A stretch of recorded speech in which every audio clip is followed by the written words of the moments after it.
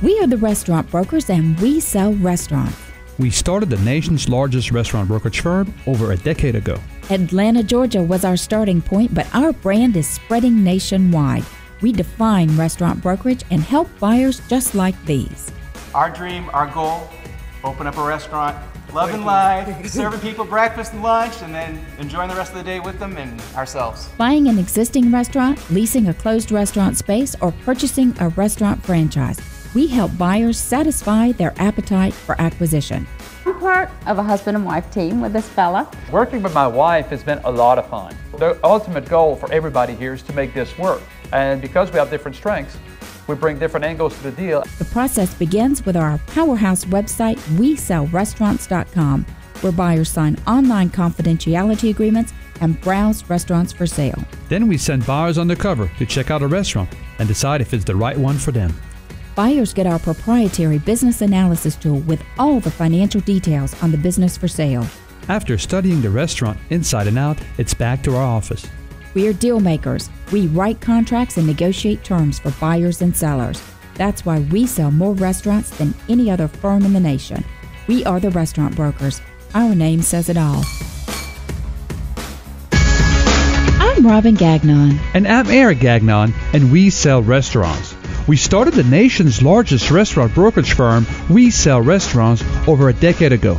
You can find us online at resellrestaurants.com. That's not all. We're also on your radio once a week with the leading authorities in the restaurant business, talking about subjects trending in this excellent and fun business. Tweet your questions while we're on the air to our Twitter handle. It's @SellRestaurants. Post to our Facebook page, facebook.com/WeSellRestaurants. If we don't get to your question, we'll follow up on social media. Our goal is to satisfy your appetite for acquisition, feed the need for restaurant reality, and serve up a recipe for business success. If you have any ideas about what topics we should have on the show or any comments, I'd love to hear from you. Send me an email. My email is Eric, E-R-I-C, @WeSellRestaurants.com. Today, we are getting the inside scoop on online food resources. That's right. We're talking with Yelp and Gogobot. These companies are publicly recognized as a go-to source for foodies and just anyone that want to talk about their experiences. Hey, how does that restaurant rating affect the customer experience? Who's posting those comments and what are they saying? Tune in as we interview our experts. And our first guest for that topic today is Tim Hannan from Gogobot. Gogobot's mission is to help people discover great places to stay, eat, and play that are perfect for them. 19 tribes, family travelers, foodies, LGBT, etc. help Gogobot members get personalized recommendation. More than 16 million people use Gogobot to plan and research places to go in the last year. Gogobot also has more than 800,000 reviews, 4 million photos, and 60,000 city guides available on both the site and on its app. Gogobot for Android and Gogobot for Apple. Tim enjoys travel and finding great places to eat, both abroad and in his own neighborhood. He lived in London for 6 years, which is where he cultivated his wanderlust and love for adventure. Before joining Gogobot as a company CMO, Tim spent 9 years in a variety of marketing and strategy roles at Expedia and then Orbitz. Most recently, he ran the eMarketing team at Orbitz, where he was responsible for managing online acquisition for both Orbitz.com and CheapTickets.com. Till holds a bachelor's from Providence College and an MBA from London Business School. Tim, thank you so much for being with us today. Thanks for having me. Oh, very exciting bio. And our next guest is Ben Getz. Ben is the Senior Community Manager for Yelp in Atlanta. As a community manager, Ben connects with the Yelp community both online and offline, manages local marketing campaign, hosts a slew of fun events with local businesses, and pens the weekly Yelp. Yelp, you know it. It was founded in 2004 by former PayPal employees at the startup incubator MRL Ventures. It was initially an unsuccessful email-based referral service, but was relaunched on the basis of unsolicited online reviews in late 2005. They grew quickly, raised several rounds of funding, and by 2010 had $30 million in revenue, and the website had published more than 4.5 million crowdsourced reviews. From 2009 through 12, Yelp expanded through Europe and Asia and entered negotiations with Google for a potential acquisition in 2009. That deal was never reached, but Yelp went public in March 2012 and became profitable for the first time 2 years later. As of 2014, Yelp has 135 million monthly visitors, 71 million reviews. Their revenues come from businesses being reviewed on the site, paying to advertise. Ben, great story about Yelp, and we want to learn more about you. Welcome to the show. Hey, thanks for having me. Okay, so I want to kick this off and first say, everybody knows what Yelp is, but tell us in your words. You're the community manager and the guy that goes out spreading the Yelp word. Absolutely. Just like you said, Yelp is a fantastic desktop website and a mobile application that connects people with great local businesses. So if you're looking for the best pizza in town or a place to find coffee shop with free Wi-Fi or even a dog walker or a place to get your tires rotated, you can find all different types of local businesses on Yelp.com. Good. Tim, tell us about Gogobot. Sure. Gogobot, our mission is to help people find the best places to stay, eat, and play. And we do that using user reviews on our site to make tailored recommendations. And the way that we do that is through a concept we call tribes. And so when you come to our site, everybody's looking for something different, and there's not one result set that will work for all users. And so with tribes, you can let us know what you're looking for that day, what particular point of view you have, and we can give you the right result set for what you're looking for.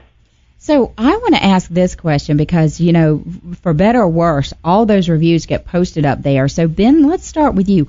What inspires someone to write that review and leave it on Yelp, and how has that grown in the world? Yeah, I know that you touched on this a little bit. We're a company that started a little bit more than 10 years ago, so back in 2004, grown by leaps and bounds all across the world. We're in 29 different countries, 135 monthly unique visitors to the site, well over 70 million reviews written on the site. So, obviously a lot of people are flocking to Yelp for really two things. A lot of people are looking to get educated and find out what's around them and, where can I, take my wife for a nice night out on the town or a great dinner. But then even a lot more things that are the building blocks of life. I need a great grocery store or a dentist for my kids or even, a doctor's office. So a lot of people are not only looking for that information to help them live more like a local, feel comfortable in the neighborhood where they reside, but a lot of these people, they're wanting to recount their experiences with local businesses. And, a lot of that has been a huge surge lately. I would say definitely within the past 10 years and probably even more closer probably in the stretch of the past 3 to 5 years where customer service has just been so top of mind for people. People are really banking on having great service. Like our product is obviously a huge part of that, but it really goes in tandem with great customer service. So, what we really see is people, go to Yelp to recount really great services based on great customer service. So that inspires the Yelp. And so, Tim, your model's a little different because you have these tribes. So is it that people just feel very comfortable? They feel like they have these friends online and they're not going to steer them wrong when they go and leave that recommendation or review? Yeah, what we find is that, users are trying to pay it forward for other users that are going to be on the site and help them have the great experiences that they've had. And so when we have people write reviews, it really is both to help other people who come to the site and are looking for great experiences to steer them in the right direction, as well as to reward memorable experiences of businesses and help the local businesses that have done great things for them. All right. And let me ask you this, Ben. A lot of people, we as restaurant brokers, first thing we do, somebody wants to, buy a restaurant, sell a restaurant, something. Sure. We go on Yelp or we go on Gogobot. we appreciate that. we look around because perception's reality. Yeah, absolutely. Whether it's true or not, perception's reality, and people go there.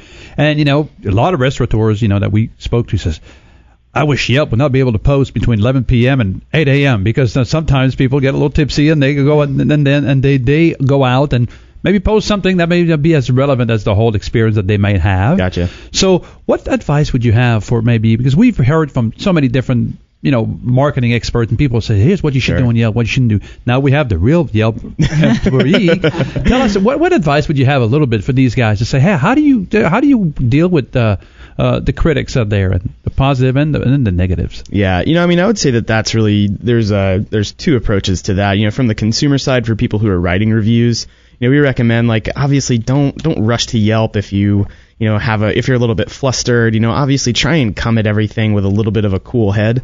You don't really just want to rush to writing a review while you're just sitting in the restaurant or at the bar and like someone messed up your gin and tonic. Have a little bit of grace, and really you want to have like the full collected experience. So obviously after the fact, that's like the best time to write your review. So obviously there's a lot of education that goes into the consumer side, the user side as well. But from the business owner perspective, it's really the same thing. You really let's say if you get a negative review on your site, that's obviously a huge shock to your system.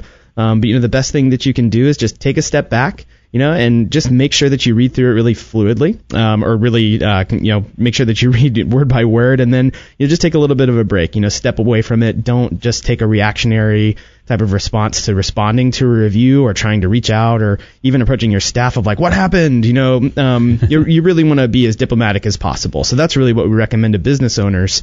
We have a separate site for business owners, which is biz.yelp.com. And the cool thing about that is there's a slew of, it's a free suite of tools for business owners. And one of the best things that is on there is you can actually respond to reviews either publicly or privately. So that's one thing that's a huge, huge, huge asset for a lot of businesses to connect with their consumer base on a much deeper level. So I love that. I can tell you, I remember years and years ago, and I'm aging myself, but probably 20 years ago going to a seminar. And one thing that kind of stuck with me is that when you get a terse email, and I mean this is when people were just beginning to email dramatically, like write that response when you're a little angry, type it up, and do the same thing you would do with kind of a letter. Put it in the drawer. And don't save it in draft and don't send it for 24 hours. Right. But unfortunately, the speed of commentary has sped up so much. So it's kind of like that serving that master of keeping a cool head and making sure that you're responding appropriately, but not that rush to judgment at the same time being, following through. So you're fighting several masters. Right. And the cool thing, like a great city like Atlanta, there's such a great collection of local businesses, either, restaurants, like all different types of small business owners, like on the retail side. And, a lot of people have a different approach of how they want to connect with their customers. But it's a great means of assimilation as well. I think we've seen, not only are there reviews written for businesses where obviously they warrant a response from a business owner, like, hey, let me actually correct you. The price point that is offered in our restaurant is actually X, not what you mentioned in your review. So it's a great way to publicly address something and, actually correct, or right a wrong, or really correct someone and like, hey, just so everyone can see this from the public eye, like this is actually what we offer. But also, it's a great way to invite people back in. Like, hey, John, like, I'm really sorry. That doesn't sound like us. It might have just been a little bit of an off night. I'd like to invite you back personally. Just give us another chance, So, it's really just, that step in taking, the conversation on a deeper level, just creating that dialogue with customers. That's something that really wasn't around, 10 years ago. And now it's, like you said, it's, the speed of light. You can do it like as soon as someone writes a review, you can respond. Right. How about you, Tim? What's the advice you would have for the same scenarios in your experience? Sure. Our advice when a business has a bad review is to the best way to fight a bad review is with more good reviews. And we find that our users generally want to share their positive experiences. And so getting users to share the great experiences that they have in your businesses and promoting that is the best way to get a better picture of your business in our environment. I really like that. So Gogobot, I want to ask a little bit because it's more seemingly like a traveler, like when you're going somewhere new. Do locals use Gogobot as well, or is it just like when you're planning a trip, go and see what's happening at that area? Sure. Yeah. So we were definitely founded with travel in mind, and there's a large portion of our users who use it when they're going somewhere new to get ideas on hotels to stay at, restaurants to visit, things to do. But what we found over time as our community has grown is that people then use it in their homes as well. And I'm sorry, repeat that second part. They use it locally as well. Is that what you said? Yes. So what we found is that people are looking for adventures at home and abroad. And when, depending on what they're looking for, we can help them find exactly the right thing to do.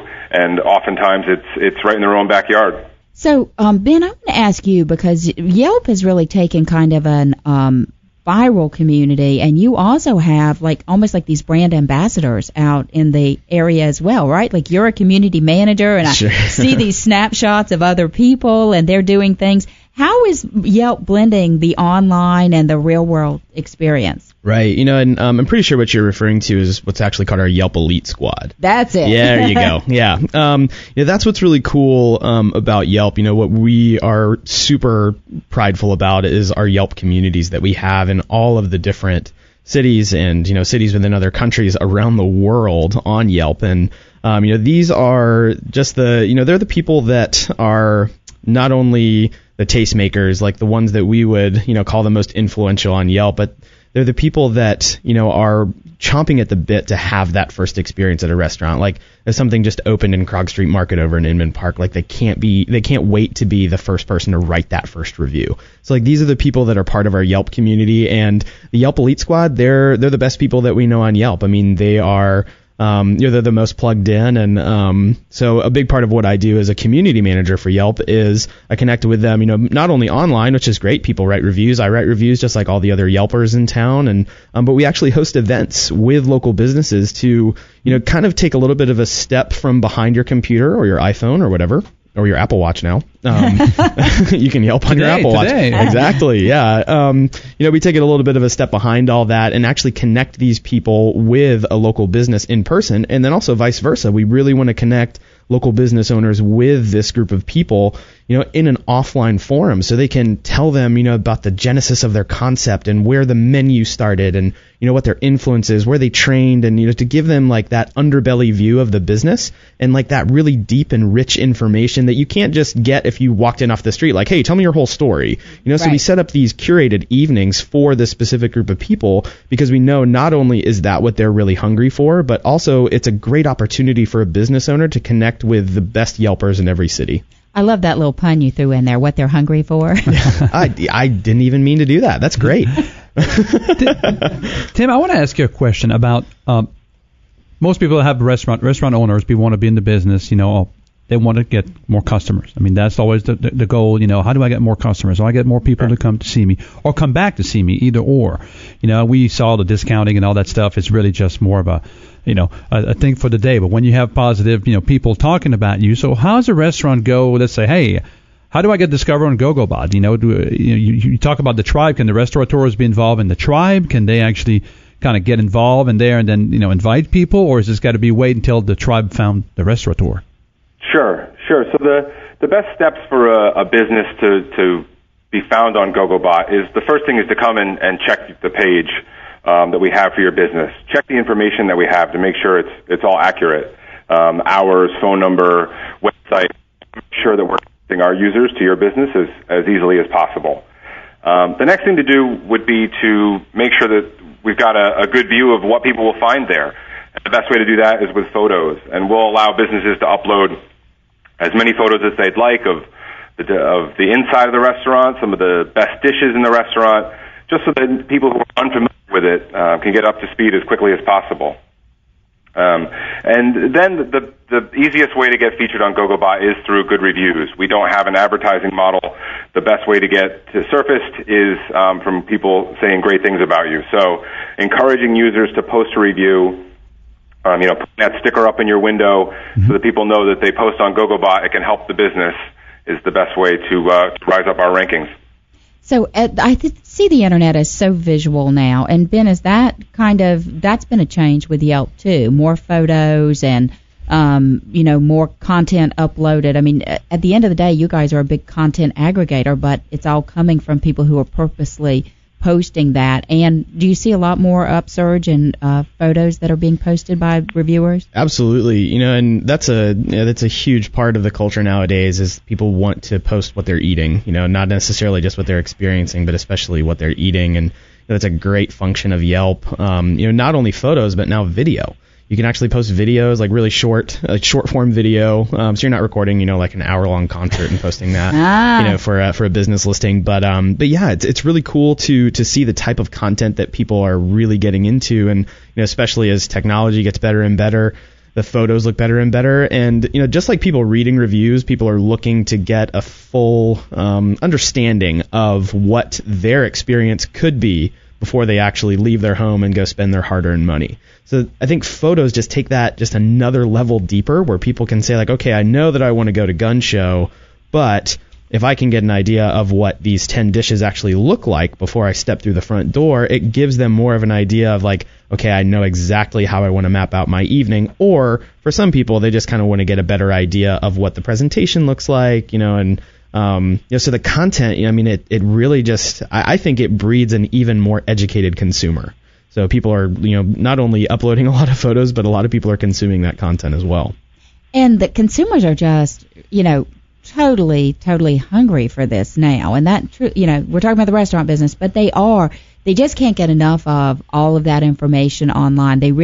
It's almost as if, the Food Channel and Food Network and the Cooking Channel and all these different network shows and everything else is culminated in creating all these foodie would-bes, and they just have to have that information and data before they ever get there. They've decided what they're going to have on the menu. Yeah, and it's a huge point of pride for a lot of people too. Like in every group of friends, or even there's like that one guy at the office or the one girl at the gym, like she's the one who knows where everything's at because she's using Yelp or reading online reviews, and she's the one posting a lot of photos and making that decision of like, okay, cool, if we're going to go out for dinner, like I know this great spot, like found it on Yelp, read a lot of reviews, and it's really great that these people kind of become these torchbearers of knowing all this local knowledge, and Yelp is a huge source of that. Love that. How about you guys, Gogobot? Well, to your point about photos, absolutely, it's an important part of content, and we have users submit far more photos than they will written reviews oftentimes. And as people move more and more to mobile, those photos become an easier way to understand, hey, what am I going to get out of this experience? And, based on our mission of helping people find the best places to stay, eat, and play, these are decisions. These are the relaxation time that people have. It's precious time. And so they're willing to invest the time and energy in making the right decision and finding the best place for them. So do you find, like, your people on the tribe and everything, are they very critical of the places? I mean, I know we talk about, we want a positive review, but are they giving everybody kind of a fair, open-minded, when they go to review? Because, I mean, that's always one thing. If you talk to the people on the other side, they're always like, oh, people are just not fair to anybody. They're so hard on everybody. Are you seeing a little difference in that perspective? Yeah, we tend to see more positive reviews. That what people want to do is reward great experiences.